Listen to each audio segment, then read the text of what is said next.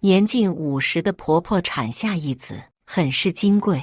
婆婆每天亲她宰800来回，嘴对嘴喂食。我作为医生，好心发言劝告她，这样不卫生，大人携带病菌，很容易让宝宝得上亲吻病。她非但不领情，还骂我是不下蛋的母鸡，嫉妒她50岁了还能生，所以咒她的孩子。我被婆婆推下楼梯致死。再睁眼，我回到婆婆孩子满月酒的这天。这一次，你是妈妈，你说了算。大家好，开始今天的分享之前，希望你能给人间烟火点个订阅，我将会分享更多优质的内容。我重生回了婆婆孩子满月酒的这天，婆婆正抱着娃满桌的炫耀她50岁了还能生出个如此健康的男宝宝。公公在旁边笑得咧不开嘴，生生地附和着。两个人一来二去的，唾沫星子横飞在宝宝的脸上，婆婆还时不时地吧唧宝宝几口。亲戚们在旁边笑着附和。到了喂宝宝的时候了，婆婆自从生下来，这个孩子凡事都是亲力亲为，孩子的吃喝也是她完全负责。婆婆拿出了奶粉冲泡，按照她自己的惯例先尝了一口，像是温度过高，她又对着奶粉不停呼气，嘴巴里还嘟囔着乖宝宝，喝奶奶。有年轻一点养了孩子的亲戚开口劝婆婆，这奶粉还是重新泡一下吧，呼气都会带过去细菌，咱们大人是不能喝小孩的奶粉的，不卫生。婆婆不以为然，你这小妮子懂什么？我又不是没生过孩子，养我老大的时候，吃的我还嚼碎了嘴对嘴喂呢，不也没什么事。瑶，你是医生，你从专业的角度来说，妈妈说的对不对？我恍惚了一瞬间，想起来了，上一世就是这里。我从医院赶回来参加满月酒，他也是这样当众问我。秉持着专业性，我只能当众劝告他，婆婆，小林姐说的没错，这样子确实是不卫生的，大人携带病菌，很容易让宝宝得上亲吻病。婆婆的脸色变了又变，直接开骂，就你事多，我吃的盐不比你们吃的饭还多，比养孩子，你们有我有经验，我看你嫁进我家5年，也不好好反省自己肚子一点声响都没有，是怎么回事？你要能生出孩子，也不至于能离婚。眼看着婆婆越骂越来劲，亲戚出来打圆场了，这点插曲才得以平息。只是没想到，婆婆因此记恨上了我，觉得我嫉妒她能生，咒她的孩子，在家里没给过我好脸色看，还特爱当着我的面亲她的孩子。终于在某次我又提出了这个问题的时候，婆婆一把将我从楼梯口推了下去，将我摔死。公公就在一旁冷眼旁观，然后他们一家人对外宣称是我自己不小心摔死。而我的妈妈在婆婆家闹了几天后，在我的葬礼上，宾客散尽时，抱着我的遗像说，对不起，瑶，你弟弟还差几万块钱彩礼，失去你就算了，我不能再失去你弟弟啊。他什么都知道，只是为了弟弟，选择了用我一条命拿点钱，这就是我一直用真心相待的家人。想到这里，我看向还在等着我回答的婆婆，淡定地开口，妈妈说的对，没多大事，怎么养孩子，妈妈心里肯定清楚得很。得到了想要的回答，婆婆很满意。听到了没有？瑶是医生，医生说的话肯定是对的，你还有啥好质疑的？这一次别怪我心狠，毕竟是你的孩子，不是我的。酒席之后，婆婆抱着孩子睡觉去了，我回了市里的医院工作。1个礼拜后的深夜，我接到了来自老家的电话，是婆婆。电话才刚接通，就被一顿命令，瑶，节高烧不退，你现在赶紧回来，把她带去你们医院。陈杰是婆婆孩子的名字，上一世也是这样，婆婆家仗着我在医院工作，平时不管是谁有点大病小病，全部都是让我去包办，经常不分场合时间地点的给我打电话让我帮忙，还美名其曰都是一家人。而我的妈妈，每次我跟她吐槽的时候，我妈都是冷眼对我，体谅体谅你婆婆，白发人送黑发人，你丈夫他儿子没了，你们都是一家人，帮衬帮衬是应该的。因为我妈的都是一家人这套言论，才让我数次的大包大揽，帮他们安排好一切。此刻，我看着家里面前的电影屏幕，凌晨才结束工作的我，突发奇想的选择打开看了这场电影，是关于女性找到自我的影片。不行啊妈，我凌晨一会马上还有台手术，排好了，实在走不开。婆婆的声音更大了，都什么时候了，还想着外人，不想着你家里的孩子，别人能有我的孩子重要。我喝了口饮料，淡定地笑了笑，婆婆你别急呀，县里的医院离得近，你们马上也能到，小孩子发烧了经不起等，你们赶紧把宝宝送去县里的医院吧，我这走了工作都要丢了，后面怎么办呢？卖惨谁不会呢？上一世我就是心太软，每次婆婆家里谁一有点啥事，就想着来我工作的医院。我不是不知道他们抱着什么心思，就是想白嫖罢了。去县里的医院，不仅没人帮他们跑前跑后，还没人给他们白出医药费。呵，上一世的我就是个大冤种罢了。婆婆更怒了，对着电话就是一通臭骂。电话里传来公公的声音：“闭嘴，你就嘴巴上厉害，先把孩子送去医院再说。”电话里传来此起彼伏的吵架声，伴随着还有摔杯子、小孩子哭闹的声音。我直接把电话挂了，后面才知道，等婆婆把孩子送去县城的医院，孩子已经烧到了41度，只能说万幸的是没烧死人。苦的是我第二天好不容易休息，一大早又被婆婆的电话吵醒。不变的是，接起电话，劈头盖脸的依旧是婆婆的谩骂。你这个贱人，自己是医生不说，故意让我孩子受罪是吧？克死自己老公不说，还要咒我孩子，怎么会有你这种心思歹毒的女人？我清了清嗓子，妈，你这说的什么话？姐姐怎么样了？她是怎么回事？电话被公公抢了过去，婆婆还在旁边骂骂咧咧个不停。瑶瑶，医生说小杰是亲吻病，让你婆婆平时少亲密接触孩子。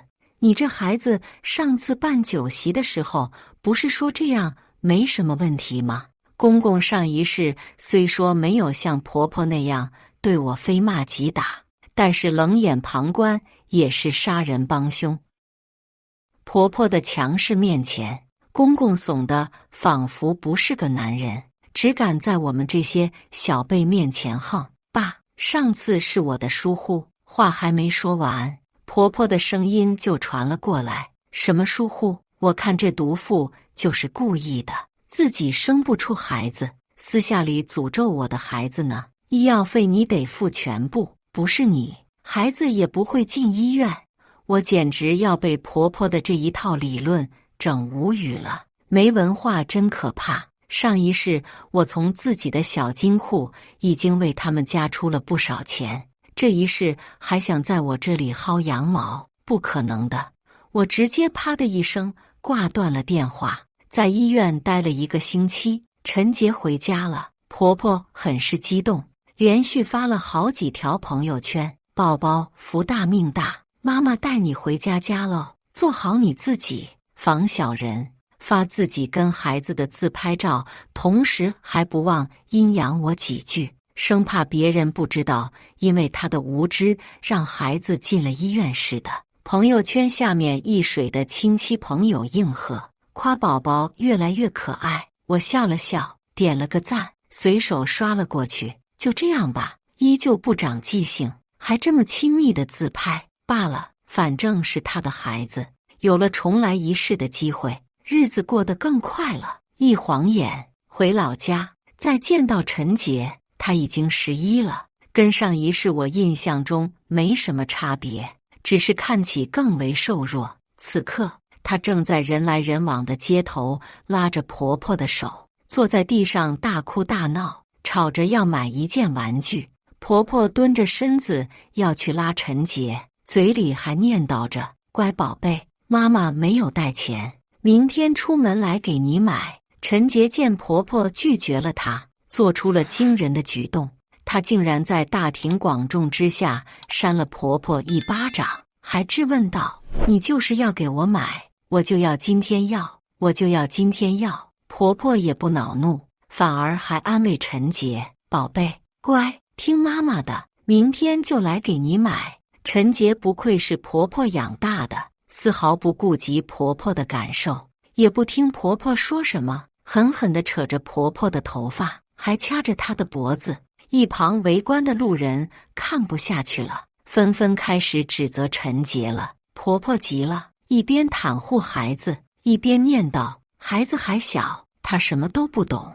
我站在人群之外，没上前，办好自己的事情回了。又过了1个礼拜，前一天晚上我妈说要来，第2天就拉着婆婆跟陈杰来了我这。才吃完饭，我妈就拉着我的手，言辞恳切：瑶瑶，你们是一家人，这就是你亲弟弟，你得管啊。我知道是为了什么，他们想让我安排陈杰进市里的文凯私立中学。”我看向客厅，翘着2郎腿看电视的婆婆，正扒拉着我桌上的新鲜水果喂给陈杰吃。上一世也是这样，陈杰的成绩不太行，应了这件事下来以后，我跑前跑后，送礼打点，才将陈杰塞进了那个中学。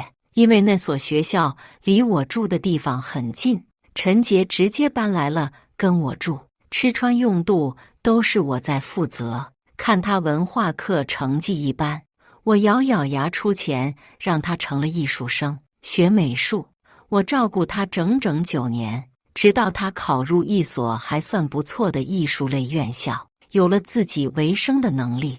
而就在我被婆婆推下楼梯的那天，他也在旁边冷眼旁观。失去意识之前，我听到他说：“要不是我哥哥娶了你，他怎么可能会死？如果我哥哥没死，我怎么可能过这种寄人篱下的日子？”原来我掏心掏肺出钱出力帮他安排好一切，在他看来是寄人篱下，从始至终都没有把我当过亲姐姐。花出去的钱换回来的是一头不知感恩的白眼狼。回忆停止，我适时开口：“妈，一个普通的升学考试而已，我相信以杰杰的聪明才智，靠自己肯定能考进去的，对吧？”婆婆，我故意提高了音量，看向婆婆。婆婆掩盖不住的自豪：“那是，杰杰成绩可好了呢，我的儿子自然不需要搞这些弯弯绕绕的，靠自己也能考进去。”我笑了，我倒要看看这一世没有了我给他的铺路，他成绩能好到哪里去？出成绩那天，婆婆愣是将我喊了回去，美名其曰看我弟弟考得有多好，实则是打着想让我把陈杰带到市里去住的打算。婆婆在手机里划拉了半天，从上至下愣是没翻到他儿子的名字，直到那张密密麻麻的表格被拉到了末端，才有了陈杰的成绩：语文50，数学32，英语36，科学50，总分168。显而易见，分制是100%的。婆婆大呼：“不可能！”着急忙慌地在客厅里走来走去，嘴里不停在念叨：“怎么可能？我儿子怎么可能只考了这么点分？一定是弄错了。对对对，一定是弄错了。”我简直想笑出声，自己儿子什么水平没有点数，看还在旁边玩玩具呢。我妈也在一旁附和：“嫂子你先别急，让瑶瑶想想办法，搞不好真是成绩错了呢。婆婆念叨了半天，听我妈一说，瞬间矛头指向了我。瑶瑶，你去跟学校领导说说，成绩是不是弄错了？是不是有人作弊替了咱杰杰的成绩？我简直无语，自己孩子的成绩不知道吗？现在说别人是作弊的。我不满地看了我妈一眼，我妈帮着搭腔：瑶瑶，你们是一家人，该帮的还是得帮，不然你去给学校校长送礼，一个班嘛多塞一个又不碍事，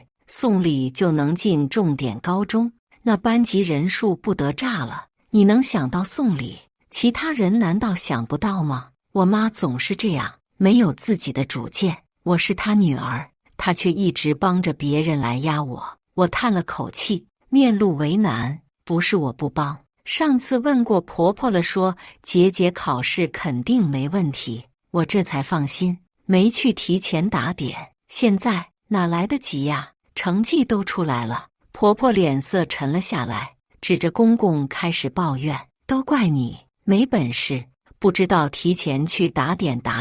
要我说，这些私立学校学费又贵，不一定教得好，他们没这个福气收我家杰杰。两个人骂骂咧咧地吵闹了起来，颇有要打一架的架势。我不急不慢地上前：婆婆说得对，这学校没这个福气，杰杰是金子，在哪里都能发光的啦。这一场升学闹剧就此拉下了帷幕，而这一世的陈杰没有了进入重点高中的机会，我也不会再出钱让他走上艺术之路，往后的平坦大道从此再与他无关。趁着闹剧结束，我回了市里继续工作，热闹时不时看下就可以了，工作还得继续。陈杰开学不到1个月，婆婆就去学校闹了2回，准确的来说是被请去的学校。一次是因为陈杰偷宿舍同学的新款手机被当场抓住，一次是因为跟宿舍同学起了冲突，婆婆风风火火地跑去学校，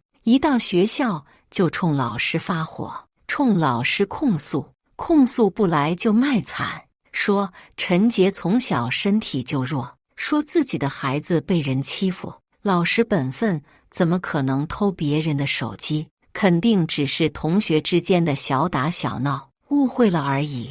县城不算好的高中秉持着大事化小，小事化无的原则，加上婆婆几次上学校这么一闹，学校象征性的处分了一下，让陈杰写了检讨也就过去了。然而婆婆还不嫌事够大，消停没几天就开始去学校闹了。原因是之前陈杰在宿舍经常跟同学起矛盾后，他在学校附近租了个房子，一心一意地当陪读妈妈。一天放学，看到了陈杰跟个女同学走得特别近，愣是跑去学校找人家小丫头，当面说些骂骂咧咧的话。我家杰杰是要上好大学，走好未来的，你这小丫头片子心思不放在学习上，年纪轻轻的就开始勾搭男人。婆婆去学校大闹，要求学校开除这个小女生。这一次学校也不好处理，喊了小女生那边的家长过来解决事情。只是婆婆的理不饶人，听说当着家长的面摔了女生一个耳光，家长瞬间就怒了，跟婆婆当场撕起了头花。最后的结果，女生家里转学了，婆婆还洋洋得意，沾沾自喜，觉得是自己赢了这一局。陈杰光明的未来大道又亮了一层，全然没有留意陈杰黯淡下去的眸子。我依旧在医院上班，受上次观看的电影家第1世的影响，私底下我去报了个班，学习跆拳道。上一世因为陈杰跟我一起居住，我的心思金钱除了在工作上，就全部放在了他的身上。我把他当作亲生弟弟看待，最后9年也没有养熟一个人。我花大钱把她培养走上艺术的道路，平时自己却舍不得出去玩，花一点钱在自己身上。这一世，我要让那些白白流出去的钱都用来投资自己。这些所谓名义上的家人不会再困住我的脚步，日子有条不紊地进行着。我的跆拳道技术不说优秀，但是防身已是足矣。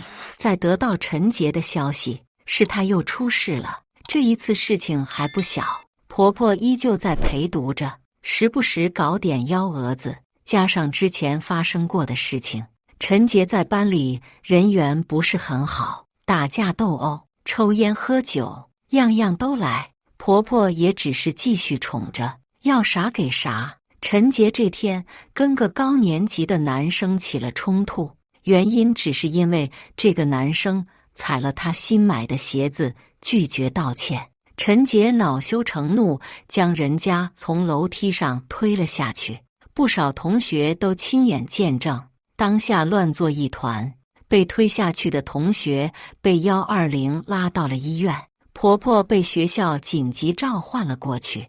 陈杰倒是没什么事情，除了新鞋子被踩了一脚，被推下去的同学情况不是太好，骨折需要静养，中考怕也是来不及了。而且对方家长要求赔偿，否则起诉追究陈杰责任。接到婆婆电话时，我正在练习跆拳道，罕见的婆婆声音带了哭腔：瑶瑶，你要救救你弟弟呀！对方家长开口要50万，不然就起诉，将陈杰送去少管所，并且要求学校开除陈杰。婆婆家的家庭情况我一直了解，二老一直都没工作，靠着大儿子出车祸时的赔偿金度日子，现在估摸挥霍的也不多了，这才想到了我，他们的前媳妇。我换好衣服，婆婆，你知道的，我只是个小医生，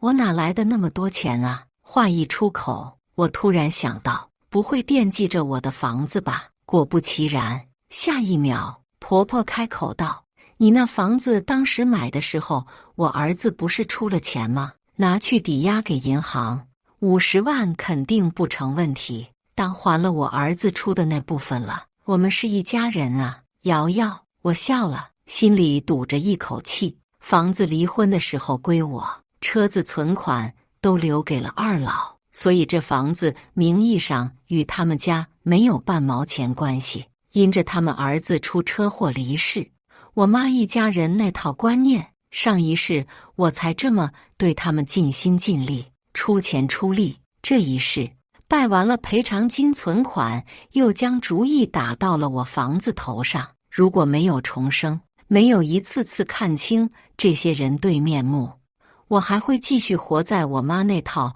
都是一家人的道德绑架观念里，继续扛起这面责任的大旗，当个大冤种。我冷笑一声，这房子可没有您儿子的份，当初离婚的时候已经分好了，我只拿走了房子，车子加存款多多少少也有一些，抵押房子是不可能的。婆婆怒了，不再是言语恳求，露出了本来的真实面目。你说的什么话？这房子怎么没有我儿子的一份？如果那天不是你们离婚，他会出车祸吗？他的弟弟就是你的弟弟，你必须负这一份责任。果然，这才是他本来的面目。我也不多说，这冤种谁爱当谁当。这是你的孩子，不是我的孩子，跟我没半毛钱关系。我已经仁至义尽了，你们好自为之吧。说完，直接挂断了电话，不再理会屏幕上跳动的号码。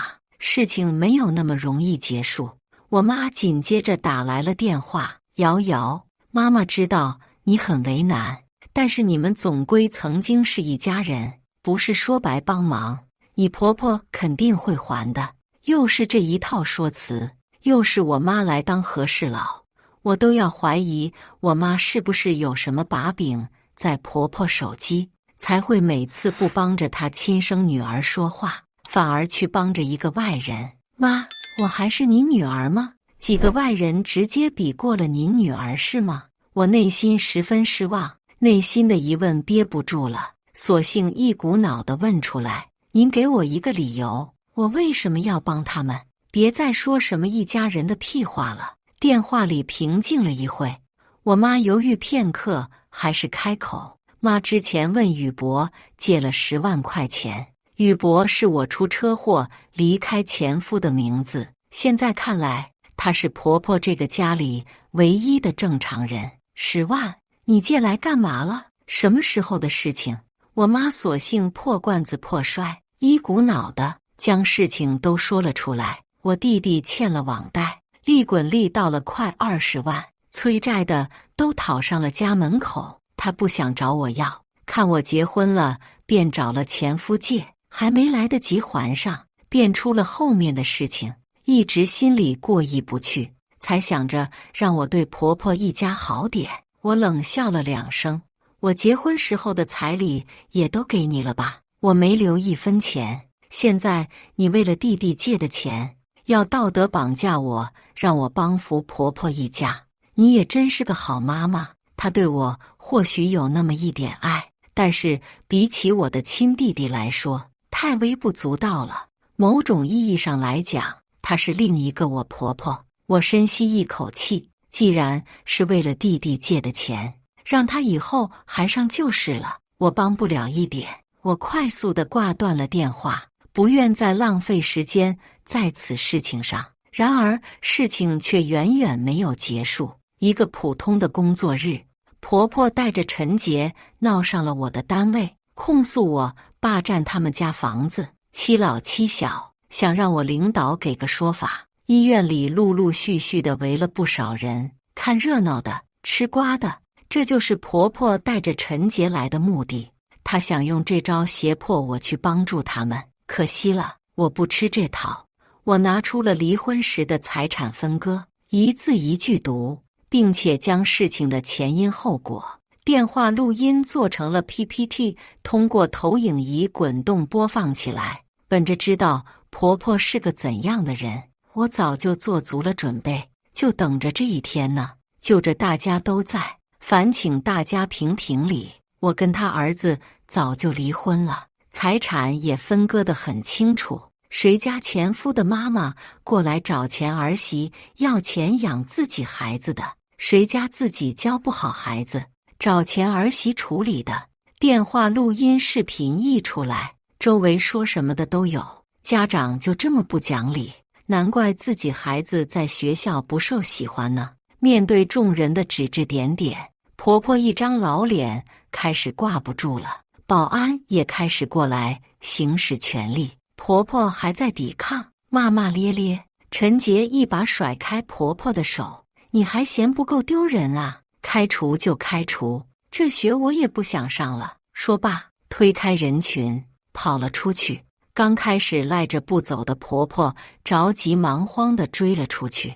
婆婆将老家居住的房子做了抵押，凑齐了赔偿款，才勉强地保住了陈杰的学籍。休学了半年，陈杰才重新回到了学校学习。只是他在学校的日子比起之前更是不好过，全班没有一个人愿意跟他说话，老师也将他的座位单独安置了一排，害怕再被开除学籍。婆婆也不敢像之前那般放肆，大抵是陈杰的事情忙不过来，婆婆也没再过来找我的麻烦，我也落得个清静。直到寒假，我在我家小区门口见到了陈杰，我没想到他会单独过来找我，瘦弱的身躯蜷缩在我家门口。只是可惜，我不是上一世的圣母，此情此景对我来说也没有多大的触动。有什么样的父母，大抵也是他的命了。他也曾经有过可以改命的机会，只是可惜，终究是抓不住。你是怎么来的？我并想多个麻烦，拿出电话想要打给婆婆，手上的动作还没有出去就被拦住了。别跟他们打电话，姐姐，求你了，我不想回去。瘦弱的胳膊按住我，其实没什么力气。陈杰抬眼看我，眼睛里框满了泪水。姐姐，我能跟你一起住吗？我不想回去上学了，就待个寒假。我的眼皮跳了一下，我可不愿意再多个麻烦。我甩开他的手，继续拨通电话。陈杰见眼泪对我没用，露出了本来的面目。你是我姐，我在你这住会儿怎么了？说罢就要伸手抢我的手机。只是我现在练习跆拳道的身手，哪里是他一个小孩子能比的？轻轻松松一个漂亮的动作将他制服。一个电话打回了老家，自己孩子管不住吗？马上过来领走，不然我直接报警。没半天功夫，婆婆公公就来了，人还没到他宝贝儿子跟前呢，声音就传来了：沈瑶，你安的什么心？教唆未成年人离家出走，我们家是怎么对不住你了？你要这么对我们，我也不恼，不跟他们纠缠，径直走人。寒假过后，陈杰又回到了学校，听说一直不愿意去上学，是婆婆硬是把人拖去了学校。同学们依旧不和他说话，校外的小混混时不时欺负他，偶尔几次被婆婆撞见。婆婆去学校闹，但是是在校外，学校也不管。这一次，陈杰没有欺负其他人，自己选择了跳河结束生命。因救治及时，没有什么生命危险。婆婆不相信陈杰会跳河，强硬地觉得是被同学欺负。我回老家看到的便是婆婆跟公公在吵架。够了，孩子都快被你害死了，你还觉得是别人的问题？不是别人的问题，难道是我的？现在开始怪我了？你教育过孩子吗？婆婆一句也不让着公公，两个人直接在家里打了起来。在家听到动静的邻居都过来了，你一人我一人的将两个人拉开。我只觉得好笑，都到了这个份上了，还不好好关注孩子，还在推卸责任。中考即将来临，陈杰的身体也好了个完全，跟上一试不同。这一试，他中考总分只有300分，用别人的话来说，中考300分相当于没参加。进入县里最差的高中都要花钱进。婆婆彻底傻眼了，她不相信自己儿子会是这样，事到如今只会坐在地上哭她的孩子命不好。公公装模作样地叹了口气，考这么点分也不是读书的料，还不如让他出去打工挣钱。婆婆选择了沉默，家里的经济条件也支撑不了陈杰读私立高中了。就在陈杰要出门去打工的前几天，他又一次跳河了。这一次他没有那么幸运，没到18岁的年纪，永远地留在了老家的那条河里。婆婆听闻消息，直接当场晕了过去，醒来只会呆呆地流着眼泪，嘴里念叨着杰杰宝宝，杰杰宝宝。公公这个时候了，还不忘跟他争吵，最终两个人离婚收场。这一世没有了所谓家人的拖累，不用去承担一些不属于自己的责任，我有了更多的时间去做自己喜欢的事情。存钱金额达到一定数额后，我辞去了医院这份工作。这份工作本就不是我喜欢的，当初也是因为我妈篡改了我的志愿，才让我读的医学专业。我继续学习着跆拳道，也开始重拾了年轻时候的梦想，当一名文字工作者，用笔尖下的文字去写出一个个故事。这段重生的经历也被我当作素材写进了故事里。重来一次，我只愿做这天地之间的一棵小草，随风飘摇，不为他人，只为自己。以上就是今天分享的故事。大家有什么想说的、想吐槽的，欢迎在下方评论交流。也更希望能给人间烟火点个订阅，我将会分享更多优质的故事内容。